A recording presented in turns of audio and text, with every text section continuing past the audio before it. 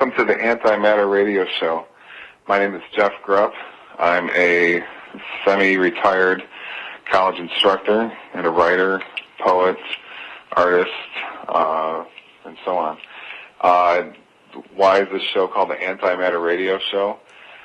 You might think it's because of the particle, a set of particles called antimatter particles, but actually that's not my real intention in calling this show that. It's because, for several reasons, I am against matter, so I am anti-matter. Why would I possibly have such a view? Well, if you look at the world religions and at our most progressive science, which is called quantum physics, both of those are interestingly in unison in holding the theory that matter does not exist. And quantum physics will tell you that because of their scientific experimentation, and the world religions will tell you that because of the experiences that saints and mystics and religious heroes have had through thousands of years. So interestingly, science and religion are totally in agreement on that point, and I think often in our culture people are fooled into thinking that science and religion are enemies of some sort. And that's because they think that, religion is Oral Roberts or the Dalai Lama or something, and science is a grumpy Darwinist in the biology department. And then they get fooled into thinking that these personalities are what science and religion are, which is not at all the case. I just mentioned the Dalai Lama. If you take Buddhism, for example, it's an incredibly rich tradition with all kinds of movements and heroes and events and so forth. There's Tibetan Buddhism, there's Japanese Buddhism, and in Buddhism in general they hold the theory that reality is made of particles of light and or energy. Now that's pretty interesting. That sounds exactly like what our modern science, quantum physics, has discovered in the last 100 years. So how on earth could possibly these two areas of research come to the exact same conclusion? Well, one reason probably is because they're both right. That is what reality is made of. This, as Yoda said, we're not this crude matter. You're not your body. And the reality you see, which is composed of all these colors and surfaces and so forth in front of you, all that matter, you can believe it's there all you want, and fine, go ahead. But strictly speaking, it's not really there. So what's really out there? What's really out there is a religious reality. Now, I use the term religious. A lot of people get really distasteful over that because they associate it with, Yahweh in the New Testament or the Old Testament, slaughtering people and so forth. But I don't use the word religion that way. I use the word religion in the term in context of the term religious experience. And all the religions of the world are bent on religious experience.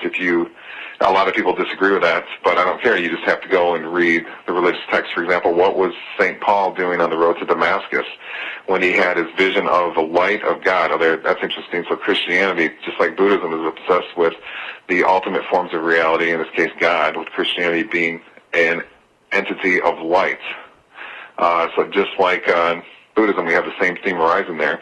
And what happened to Paul on the road to Damascus? Well, he had an experience of that light, a direct experience. That's mysticism of that light, and it caused him to collapse. He went into some sort of catalepsy or something because he had such a religious trance, such religious ecstasy, such happiness of some sort.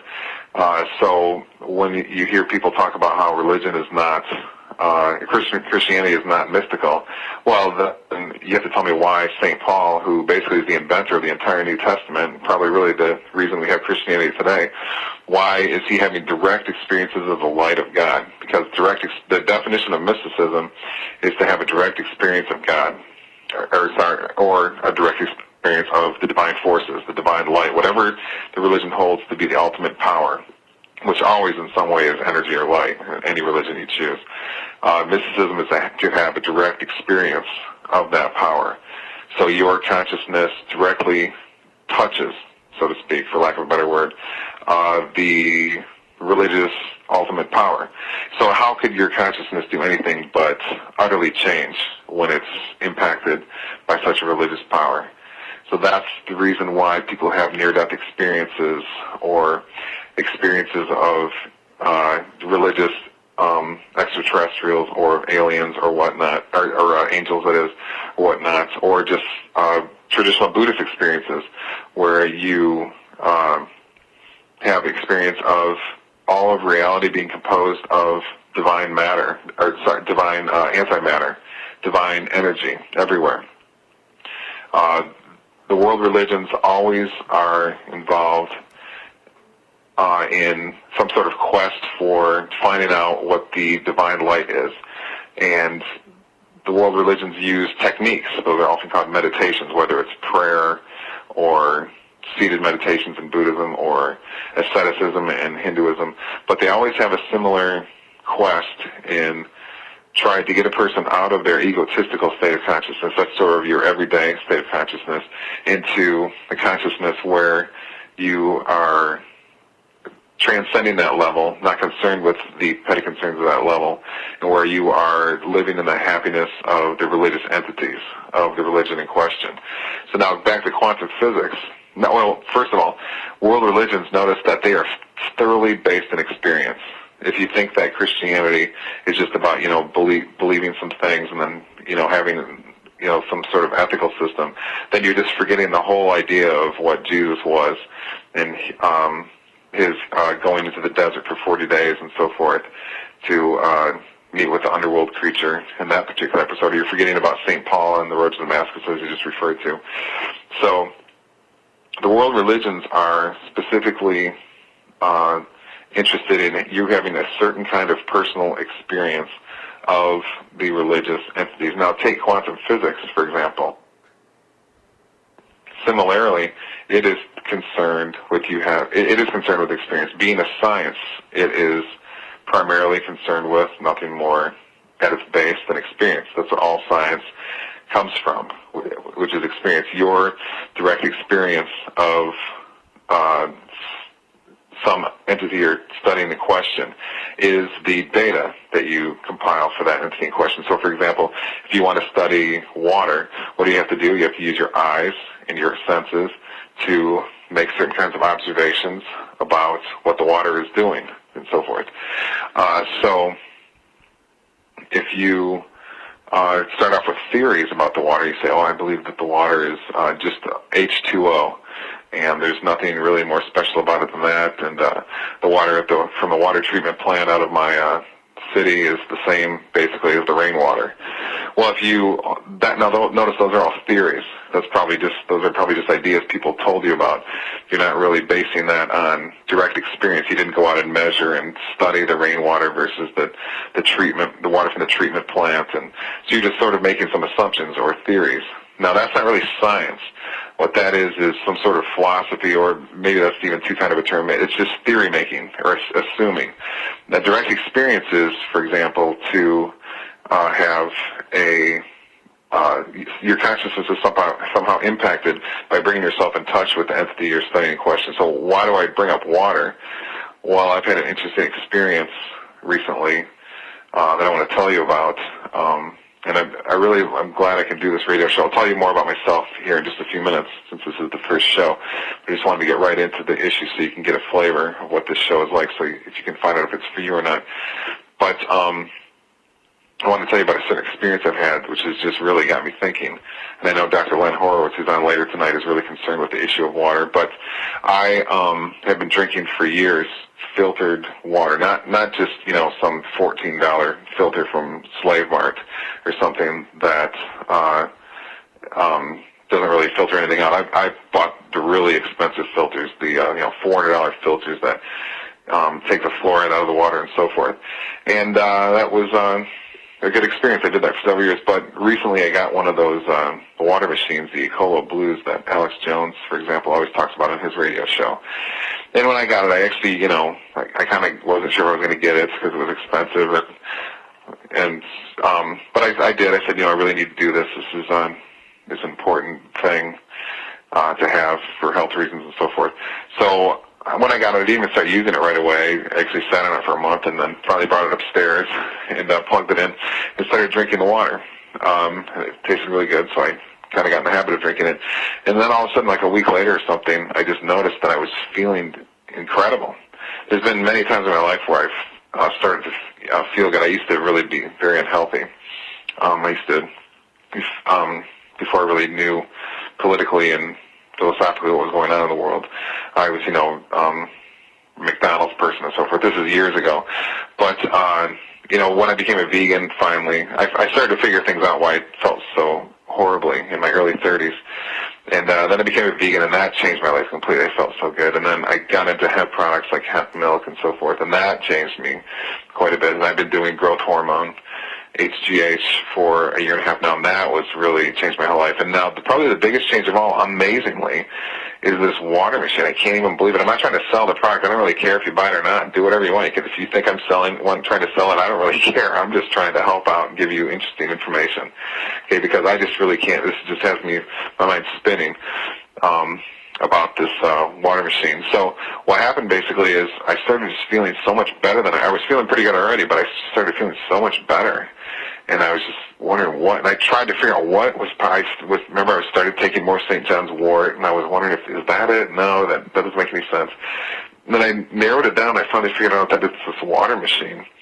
And so that's prompted me over the last couple of months to do quite a bit of reading. I know Dr. Horowitz is really into this, this whole concept of how magical water is.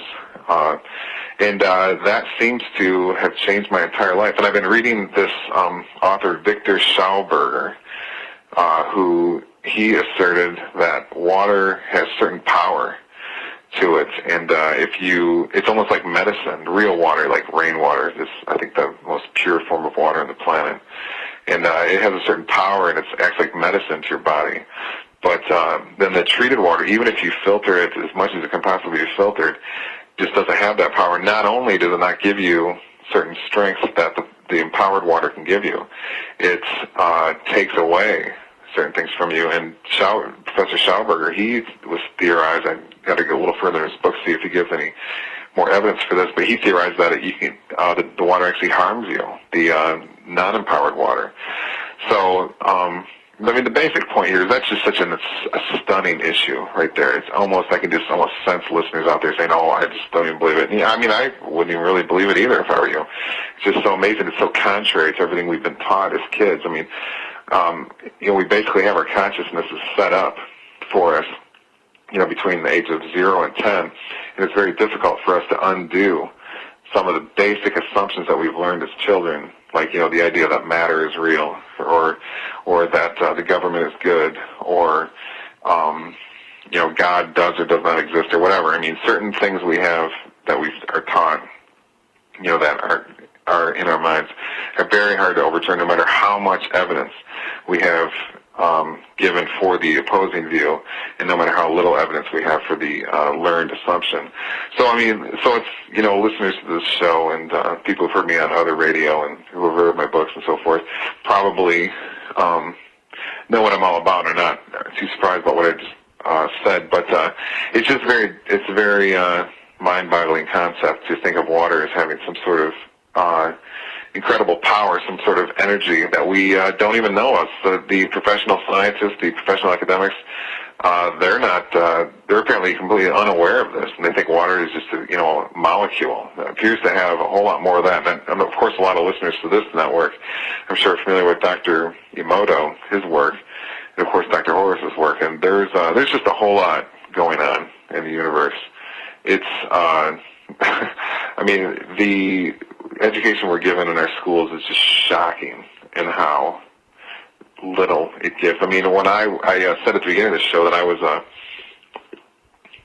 temporarily retired, I think it was. I think that's how I referred to myself. Actually, I've had disagreements with administrations at 2 of the schools I've taught at, so that's why I'm not teaching, just because I just found myself, even before I really even figured out what was going on years ago when I started teaching, and before it was even really very political. I wasn't really a very political person until the Iraq War started. I just always found myself from the first day I was teaching always worried about, can I say this?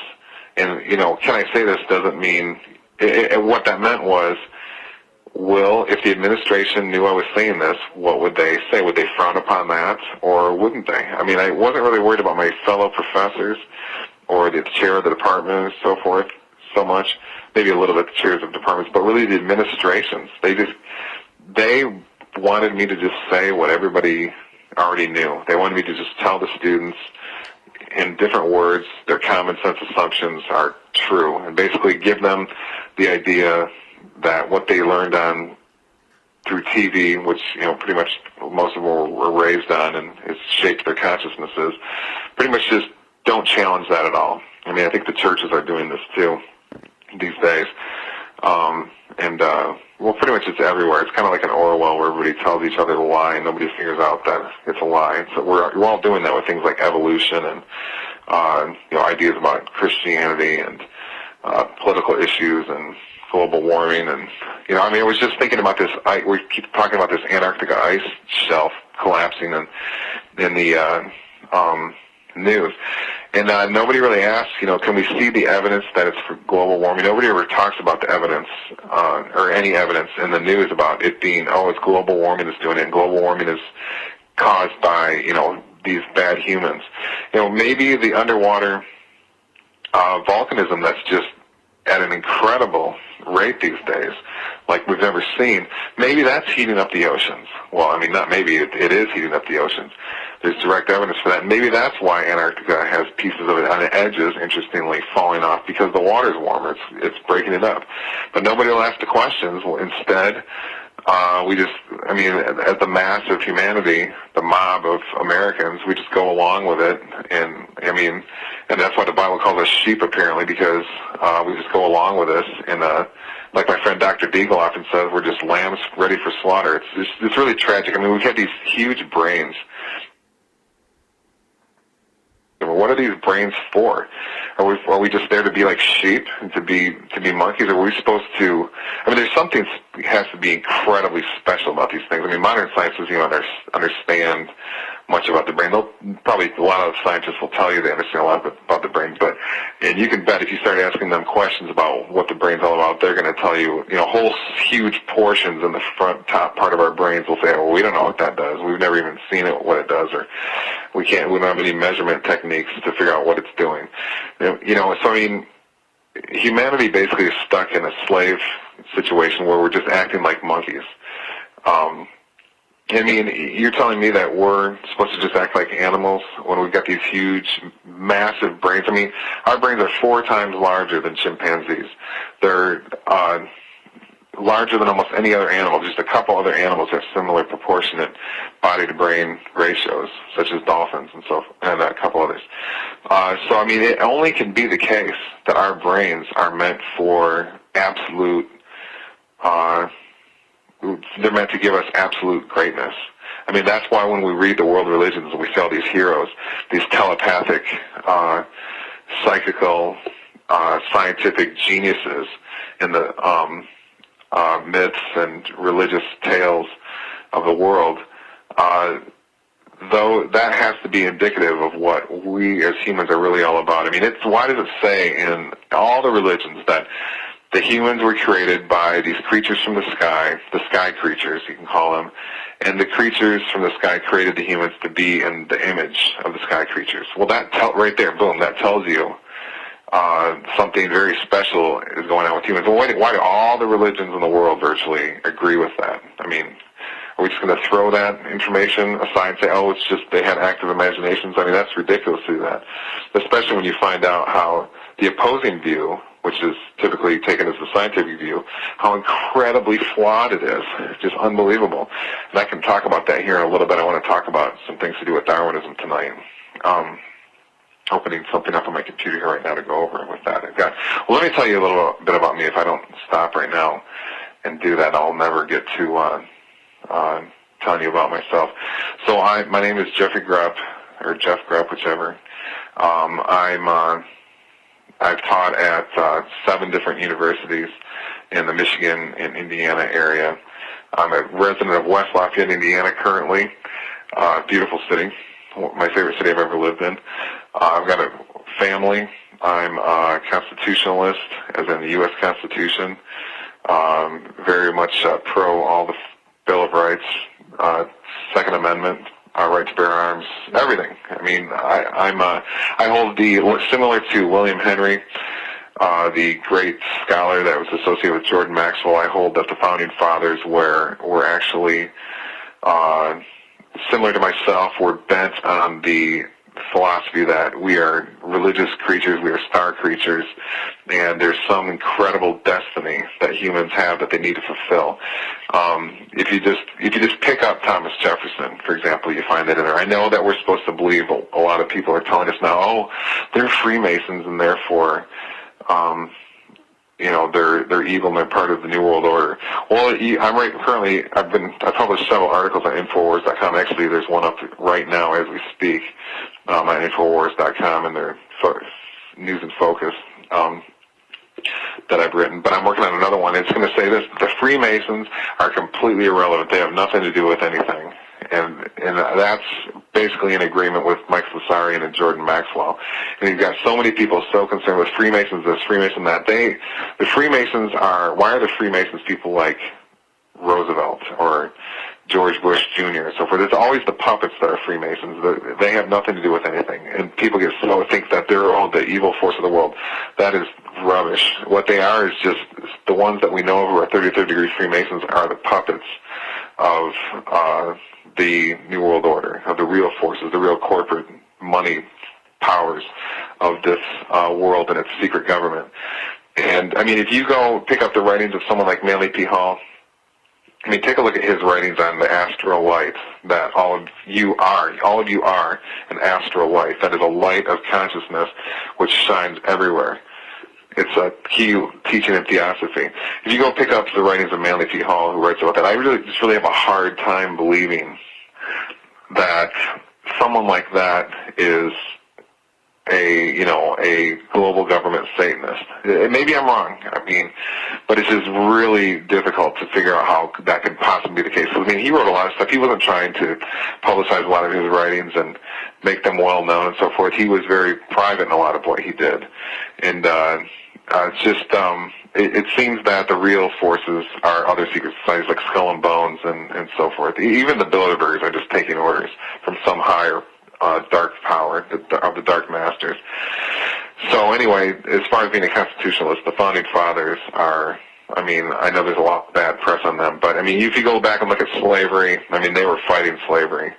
I know that's not always the case. There's problems with Andrew Jackson, for example, and the Native Americans. Obviously, we all know that there's something is wrong there. I mean, Trail of Tears and all that. But in general, it was the corporate forces back then that were responsible for slavery. And there were huge, I mean, the people were supposed to believe that, oh, it's the white people that were responsible for slavery. Oh, if that's true, then why, if I pick up any history book on the slave days, it was not, the white people were not in support of slavery. They were against it. They were just felt powerless, tricked into feeling like they were powerless to do anything against it, so they just went along with it, but they were not for it, especially in places like Europe, but also in America. And it was basically just the big corporate forces. I mean, what's changed? Nothing's changed. I mean, how many of us, we were all tricked into the Iraq War, and none of us hardly any of us support it now, but we were tricked into supporting it back then. So it's the corporate forces that tricked us into it. So what's the difference between now and then? It's the slavery, it's just like the Iraq War. It's the people being sheep. Okay, so anyways, I was supposed to be telling you more about myself, and here I am going off about every wonderful and interesting subject there is. As far as me, I am currently taking time off teaching.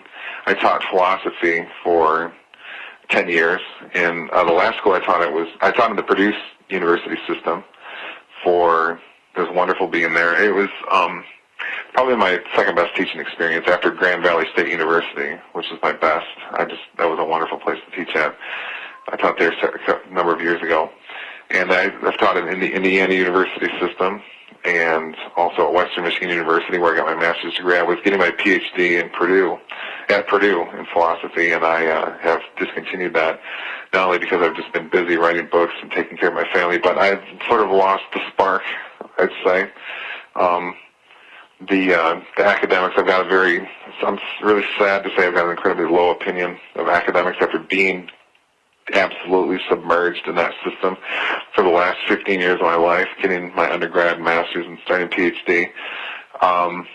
the universities, sum it up quickly, the universities run on fads and they run on corporate money. I mean, if you're a scientist and work in a university and you're listening, you know exactly what I'm talking about. If you're going to get funding for your research, you need to get, you're getting corporate funding or government funding. And to get that funding, you have to tell them what you're going to do in your research, and they'll say yes or no. And and you all know out there, any scientists listening, that the interesting topics, they will never let you study. Like if you said you wanted to do research on the astral light or on something, the idea that the Earth is expanding and plate tectonics is wrong, or anything like that. I mean, I can think of zillions of ideas. They will not let you do it because they have specific fads that they want to keep in place, one of which is Darwinism. And I'm going to talk about that right after I finish telling you about myself. So I'm 38 years old, and this radio show is going to be every Tuesday at 10. It's called the Antimatter Radio Show, as you already know. And my goal is to get this thing to grow and grow and grow, because this is the voice of the future. The voices out there like Dr. Deagle and his radio show, Dr. Horowitz, his radio show, Alex Jones. This is the future, okay? And we can prove it's the future. How can we prove it's the future? With the web bots, and I'll talk about that soon. That's what's wonderful about this radio show. I can talk about any of the things that I never could talk about at the university. I was just so incredibly censored, as I said. Even from day one, I just always had to worry, am I being too free? Am I using my free speech too much? Am I not just conforming to what everybody else says and getting the students too excited and too filled with passion? Those are all no-nos. So, but anyways, this is the voice of the future. The future is a world of humans living closer to the forests and the deserts, and the humans living more in their innate, inner, divine spark, their astral light they have. That's what we're all made of. We're all made of spiritual energy. That's easy to prove. It takes me 5 seconds to prove that. Here's how I can prove that. We all believe, somewhat erroneously, that our consciousness is in our brain. Okay, but if I rip open your brain, or if I look inside your brain, like if I was doing surgery on you or something, for example, and you were conscious, like you can do with epileptics, perform brain surgery on them when they're conscious, and I say to you, what are you feeling right now? And you say, I'm thinking about my child, I feel love. And I look inside your brain and look for love. I don't see it. All I see is brain matter. I see blood, brain cells, and axons, and so forth. If I can see that finally. So what does that mean? That means that we don't find what are called phenomenological objects in the brain.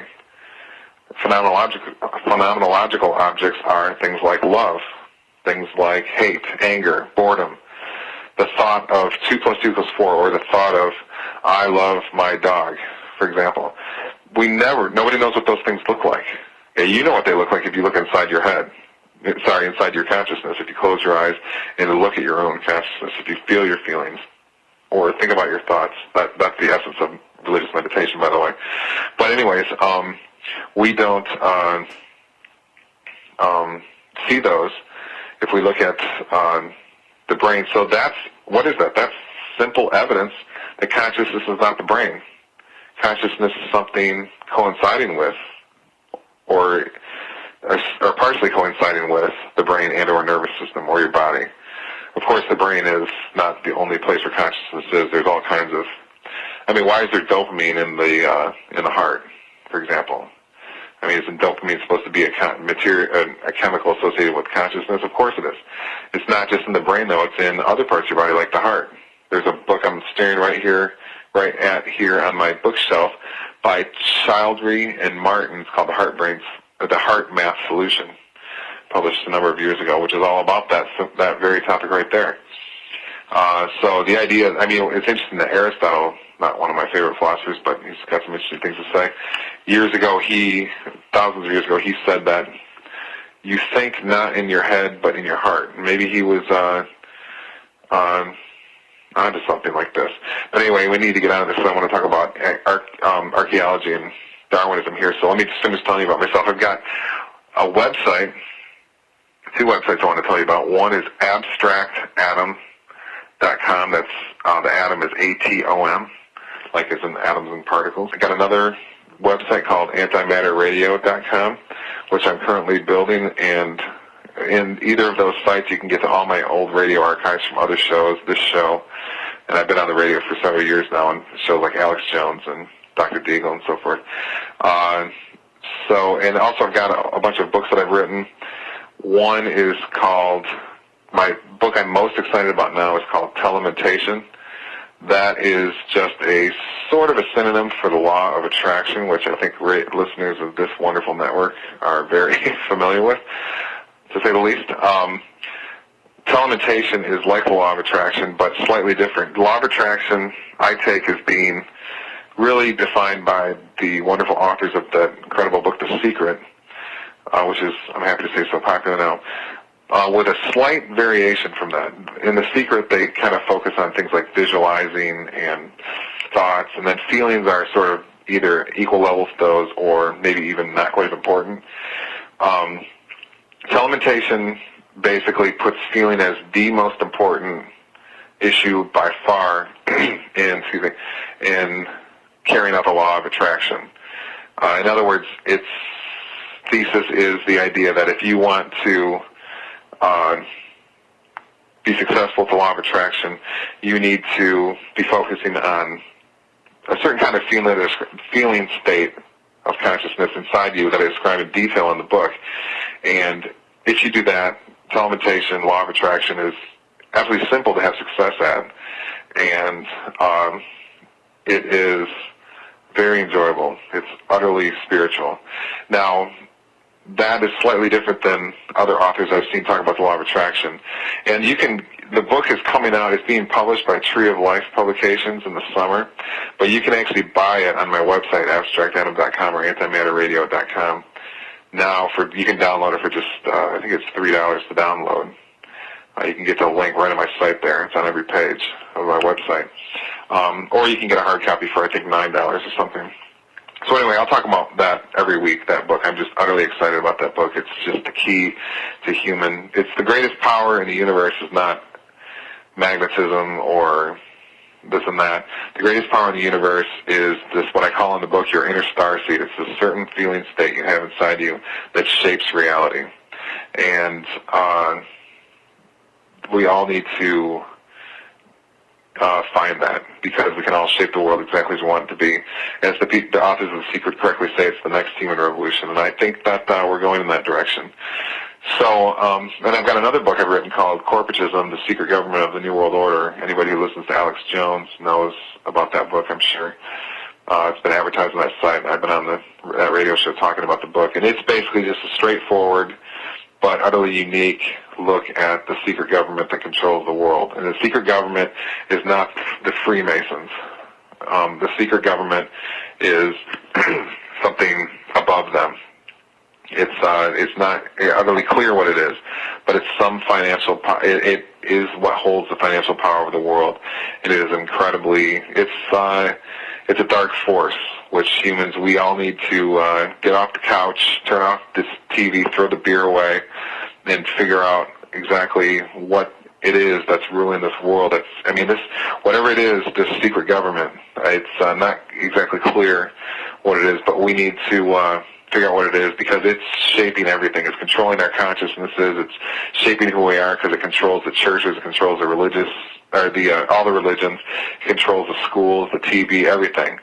If you just look, just for a second, question things, you can see the signs of it's absolutely everywhere.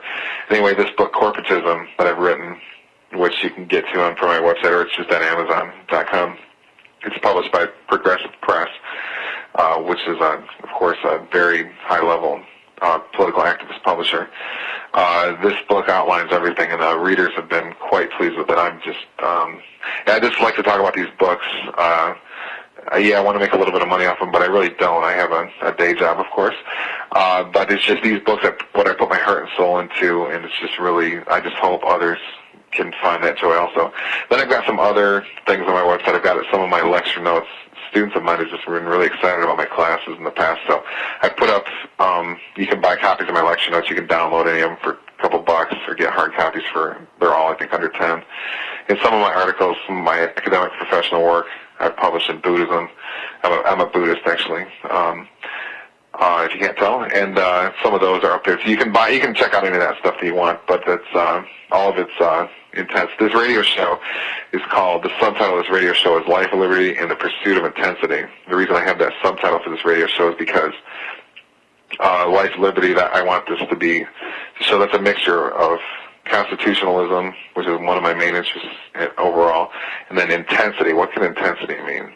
Well, that basically just means spiritual experience, which then, of course, means many things, anything from sacred geometry to study of energy to alternative medicine, alternative spirituality, telementation, which I was just talking about, consciousness, parapsychology, religious experience, Buddhism, the study of our ancient cultures, which the academics have pretty much we'll talk about that in a few minutes.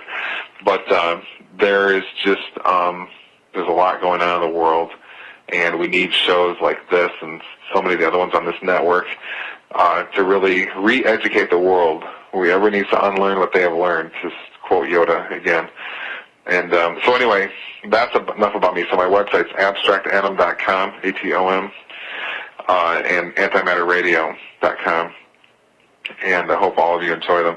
So I want to talk a little bit more. Man, there's so much I want to talk about. It'll be good when this show gets up to several hours a week, because I've got a lot to say. Because my students I never could fit everything in that I wanted to say in my lectures when I was still teaching. My students knew that. But I think I want to talk about Darwinism first, and then I want to talk about world religions and archaeology in the 20 minutes I have left. First of all, you'll hear on every single show that I have me absolutely castigating Darwinism, telling you how it's an incorrect philosophy. Notice I said philosophy, not science. And there's nothing to it, and it's all just a great hoax to make you think that you're basically just an idiotic animal rather than a light creature, a spiritual consciousness with incredible potential. So how on earth can I possibly say that Darwinism is so incorrect? How can I possibly say all, the PhDs and stuff out there are wrong? Well, first of all, I do have a degree in anthropology from the University of New Mexico that I earned back in the early 90s. Wonderful place. It was a wonderful time. I worked with Jane Lancaster, Kim Hill, others. They were wonderful. But I started realizing the years following that there was something strange about that. I mean, I got a whole degree in anthropology, took archaeology classes and whatnot. Why did I never talk about pyramids one time in those classes when pyramids are all over the world? They're underwater, and they're in Egypt and China. The biggest pyramid, I think, in the world, I think it's called the Xi'an Pyramid in China. It's 3 times bigger than the Giza Pyramid. I mean, how many people even knew that? So I also started finding out other things, that this philosophy of Darwinism was basically just assumed to be true in my anthropology degree. And then we would just debate the particulars of it. We never would question. Nobody ever came in and said, okay, we're going to present the opposing point of view here, that Darwinism is not correct, and this other theory, or set of theories, ABC, are contenders. Nobody ever did that once. You just assume it's true and you go. So I guess that was part of to be expected with the degree. But I learned in later years that no, that's really, really bad, because the theory itself has nothing to it. Now, when I say Darwinism, I'm specifically talking about the idea that humans come from chimpanzees. Now, we're basically given 2 major pieces of evidence for that by our professional academics. The first one is the idea that there are these old fossils from millions of years ago that look like they're gradually, they look like they're chimpanzees 5 million years ago, and then they become slowly more and more human-like through the millions of years until the present. And there's these massive gaps of, sometimes 1 million years where there's no bones, and then we're just supposed to believe that this creature, this bone set that looks like a baboon or something, kind of is my ancestor or something. And there's no real proof. I'm just supposed to assume that. that have a direct lineage with that creature. So it's a pretty gargantuan assumption. It's very unscientific to be very kind about it. And then you find out further that, when they find these bones, they often find them all smashed up into pieces. Scientists will take sometimes 30 years to try to piece them together and try to figure out how they were pieced together. And they have huge debates and fights and everything about it, and nobody even really knows if they put them together right. And then you find also that the way they do put them together, they look like baboons. They don't even look like any kind of creature over and above a baboon in very many ways. They just look like variations of baboons or chimpanzees. It's just pretty much a big mess, and not really sure why nobody's questioning this. I guess maybe a lot of people have jobs to keep and so forth in professional academia. But then there's all kinds of these other skulls found, like, let me get the name of one here. I'm looking at, if all of you would check out an article from Live Science, that's one word, March 29, 2007, the article is called Controversial Human Ancestor Gets a Major Facelift. We have a quote by none other than Richard Leakey talking about these trying to piece together these skulls, and he says either we toss, he basically in that article says that the piecing together doesn't make any sense, and if it doesn't make any sense, then this whole theory we've built up of our ancestors coming to us through time, gradually becoming chimps to humans, has to be thrown out. And another thing, there's just so much to say about this. Another thing you find out that academics are amazingly and unfortunately doing is anytime a skull is found that doesn't fit their preconceived idea of that we started off as simple chimps and became more complicated humans. Whenever something is found outside of that pattern, they just throw it aside and say, it doesn't fit the theory, therefore we have to get rid of it, and not consider it all. We'll just let somebody else study it at a later time to figure out what's wrong, why it's wrong. That's just, come on. Everybody listening has to be outraged by this. This is thought control. They're telling us that some theory makes the evidence. They're ignoring evidence in order to build up a theory. The theory, of course, being that humans come from chimps. So it's just amazing, unbelievably. There's lots of secrets you can figure out about how the world works with that simple thing right there. If any of you doubt this, then just go ahead and check out a nice little article from none other than Science Daily, March 21, 2001. The article is called "Skull of New Early Human Relative Found in Kenya." And then basically it just says it's shocking that they found, in the article they talk about how they found made a shocking discovery of how a skull doesn't fit the assumed theory of how humans become 5 million years ago, chimpanzees started becoming more complex, started becoming more human-like through the 5 million years. And then there's another article that talks about the same thing. There's so many of these articles. There's another one from Science News. Bruce Bauer published it, July 13, 2002, volume 162, number 2, page 19. It's called Evolution Surprise. Fossil Find Uproots Our Early Ancestor. He talks about the same thing, how they found a fossil that contradicts all the theory, but will any of the scientists consider it? Answer is no, they won't. And I know that for a fact. I've confronted them in universities with this information, and they just say, oh no, that just doesn't fit the data, and I don't want to discuss it. And it's just an absolute atrocity that humans are living this way. And we're theory builders is what we are. We follow theory. We don't follow our senses. What is real knowledge? Real knowledge, about the physical world at least, is what is revealed to us through our senses.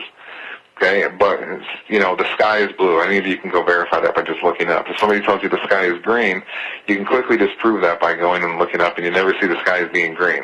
Okay, so, but what you have humans doing globally, and it's almost the worst of all in our academic institutions, is you find the scientists saying, no, the sky is green. In other words, what they'll do is they'll find some theory which they're not checking it against reality, they're not checking for some evidence, and then they will support the theory. Even when contrary evidence comes along, we'll say, "Oh no, thank you, but don't bother me with the facts, please." So it is really too bad. There's so much to say. I'm kind of talking as fast as I can here. In my book, I forgot to mention, I have, like I said, the book Telementation is coming out. You can buy it now with the final copy on Lulu.com, which is linked through my website for just a couple bucks. And it is coming out in its formal copy from Tree of Life Publications this summer. But also I have another book coming out from Progressive Press called The Telescreen that's coming out this summer. And you can also, however, buy its final copy on my website. Actually, sorry, you have to go to, it is listed on my website in the books tab on the left-hand side. And it talks about all these things in the first chapter of the book, how how certain ideas have come in to control our consciousness, and the ideas are not verifiable in any way. They're just incorrect ideas. It's really tragic. So, instead of thinking of ourselves as what we are, if you look at yourself and look at what you are, you find out that you're this creature with this mysterious, massive organ, which really extends through your whole body, but it has its sort of power source in your head called the brain. And it has this capability to have these tremendous religious experiences and to create art and the unbelievable mathematics that is, and it can apprehend really almost, it seems, unlimited things. We can apprehend, grasp, understand anything. But instead, what we basically in our country are thinking of the brain as is just being sort of something we use to watch TV with or talk about mindless, unsatisfying, empty subjects with, like American Idol and so forth. So that's what this does to us when we follow theories rather than use ours. We have senses for a reason, and that's to discover reality. We know what we do about the physical world through our senses. Now, we know what we do about the spiritual domain, which is the real domain. Really, the physical is only partially real or unreal. It depends. We can talk about that in a later show. And what's actually real is the spiritual domain, which the quantum physicists are starting to uncover. It's a domain of energy and intensity, as I like to say. It's a good word. I'll tell you why I have that word intensity chosen in the later program. But the spiritual domain we apprehend also with our senses, but not our five physical senses. We apprehend that with what you can call our astral eye, and some people talk about the pineal gland in our. It's not really part of the brain, as a professor, what's his name? I forgot the name of that professor who wrote the book The Spirit Molecule about DMT. He's a medical professor at U of New Mexico. That's actually where I got my degree also. And the pineal gland is, it's almost like an eye inside your head. Now, what in the world is an eye? And it's in all kinds of animals have this. Why? And apparently a legend says, and I've never seen any evidence for this, but a legend says that that thing becomes active in high religious experience. So it's pretty interesting that a lot of our high religious experiences are experiences of light, of having consciousness of divine, ecstatic light, being everywhere, being everything. And then the pineal gland is this eye deep inside of our head, right behind our forehead, which can apparently apprehend some kind of light or something. Maybe it apprehends the spiritual light. And we'll have to, if the universities are not giving us this information, so maybe we have to figure this out ourselves. Maybe that's what we should have been doing all along, trying to, not depend on this big government anyways. But that's why all through the religions, whatever religion you want to choose from, ancient Greeks, Hindu, whatever, they've always been obsessed with talking about the religious heroes of having pine cones on their head, or having, the Hindus where they have the dot between their eyes. That all represents ultimately the pineal gland. I think David Wilcox, absolutely wonderful researcher, talks a lot about, he's got the best information I've seen on this topic. There's also another book called Light, Medicine of the Future, which I'm currently reading, published by Bear and Company. That's discussing this quite a bit. And, well, there's just so much to say. It's hard to fit it all in.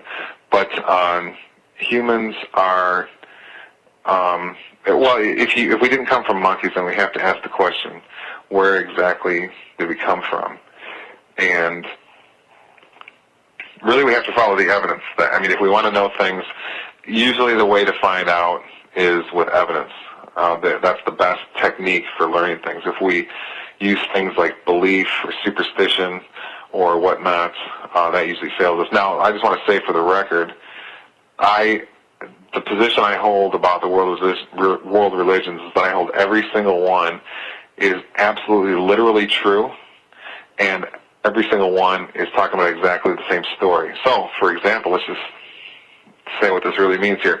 If, for example, ancient Aztec religions say that the moon did not exist in the sky 30,000 years ago, then since I hold the position that the religions are literally true, then I will hold that it's literally true that the moon was not in the sky 30,000 years ago. Okay, because since I hold that religions are literally true. Now, it's pretty interesting when you look into the issues of the moon, that the moon has all kinds of these unbelievable anomalies, and it almost shouldn't exist. Like, I just refer you to a book called Beginnings, The Sacred Design by Bonnie Gaunt. Probably one of the best books I've ever read. It talks all about this. And then there's another book called Who Built the Moon, written by two Freemasons who also do a wonderful job of pointing out that the moon doesn't make any sense. It did not come about from some spontaneously, randomly created solar system. It was put there. So, and then we can talk about this more in future shows, but I just said something interesting. An ancient religion may be onto the fact of something stunning about the moon, which modern science is not even aware of. Apparently, modern professional science it is. There's lots of amateur scientists. Of course, all the best science is done by amateurs. History shows that. Einstein is a perfect example. So now this brings us to the most profound issue of all. I'm glad that I'm closing on this note. We've only got 5 minutes left. The sciences, true science, not this garbage that we get, this propaganda, fad-pushing stuff that we get out of the Discovery Channel or, our universities, whatever, but true science and actual religion, not this fake garbage religion, Jerry Falwell and all this kind of stuff.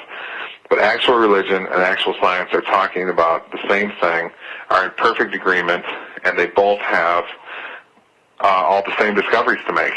So, for example, if ancient religion says that humans were created 6,000 some years ago, and virtually every single religion on the earth says that that's the case. How amazing is that? I mean, religions that apparently have nothing to do with each other, have no known connection. Little teeny rainforest religions where the people have been isolated for tens of thousands of years, as far as we know from any other culture, come up with the same exact religious premise. Well, if that's the case, that that's what the religions say, then we can, according to my theorization here, my experience from what I've discovered in my research, then science should lead us to the exact same conclusion of what the world religions tell us. Oh, and what do you know? Science is not. What does science tell us? Well, we don't have any examples of a link from animals, chimpanzees that is, or any of these hominids, which are not human, like Homo habilis or whatever. We don't have any bones to link us, humans, to them. Our DNA is out of sync with, I think we have an extra chromosome, or we lost a chromosome compared to chimpanzees or something. That is incredibly mysterious. There's all kinds of asymmetries between us and animals, like our brain size. There's the best asymmetry of all. And also our religious experience, humans are made for religious experience. We can get into that in great detail in a future show. And it appears that other animals, I think Jane Goodall wrote about chimpanzees seem to have a real mild religious experience, but humans are made for it. If you doubt that, go pick up any world religious text or go read the writings of Niels Bohr, for example, the great physicist. It seems that is a huge difference between us in animals. So anyway, the point is we're getting to this, and we don't have much evidence of humans existing too much further back than several thousand years ago. But the point isn't the exact dates, because people like Michael Cremo and so forth may show that we could exist for millions of years. But the point is that we don't have any kind of linkage between humans, wherever they came from, popped out of nowhere, as if they were created, engineered by some. What do the world religions say? They say that we came from the sky creatures. Creatures came from the sky and created us. And if you look at the evidence we have, it does seem we just popped out of nowhere, had these great technologies all of a sudden, as Graham Hancock has pointed out, all kinds of mysterious things. But if you look closely at it, the world religions and the sciences, the true science, are in complete agreement, and it's absolutely the most wonderful thing, and all of us should just be ecstatic about this. And we've got such an opportunity to mend all this damage that's been done through us in history with thinking that the religions are this and sciences are this and they're at war with each other. What we have is the wrong idea of religion, the wrong idea of science. True science and true religion are one, and they're all about human consciousness and spiritual experience, and us being the conscious creators of the world and the universe. In Buddhism, the primary tenet of Buddhism is that consciousness creates reality, and we as humans are doing that all the time, whether we know it or not. The point is to try to find out how you, as a person, can, as Yoda said, gain control of this inner starseed you have, this inner deep feeling consciousness you have, to create a reality that's exactly what you want. All of us can do this. We just have to know what to do. You're not going to learn it from watching TV. You're not going to learn it by eating hot dogs all day. You're going to learn it by taking care of yourself and being concerned with yourself, realizing how unbelievably important you are and how incredible the mystery of what humanity is really all about. And until we do that, we humans are just going to continue to be slaves, as we have been for a long time now. And it's not pretty. In America, things are getting more and more onto that path than they have been in 150 years. And it's really time for Americans to realize, and people of the world to realize, that what they really are, and it's not physical, and it's not matter, and the real forces of the universe everywhere, flowing through us and all around, are forces of light, forces of non-matter, forces of antimatter. That's why this is the Antimatter radio show. So I hope that all of you have enjoyed this show, and listen to me each week, and we'll build this show up. We'll get it several days a week, and we'll I think unify with. We'll get callers in the future, and we'll talk about all these issues in greater detail. And I hope all of you can check out my books and some of my writings. I've got a lot of free writings on my websites, and I think that the message that I have to give is a definite advancement over most of what I've heard from the people that I've learned from. So I believe that this is a special radio show which can make us all realize what we really are. We can get on the path and the goal for what we really are supposed to be all about, and that is a spiritual path to unite with each other in the cosmos, because we're not, just like it says in Genesis 1, we're in God's image. So you are none other than a piece of God. Every single person listening is a piece of God.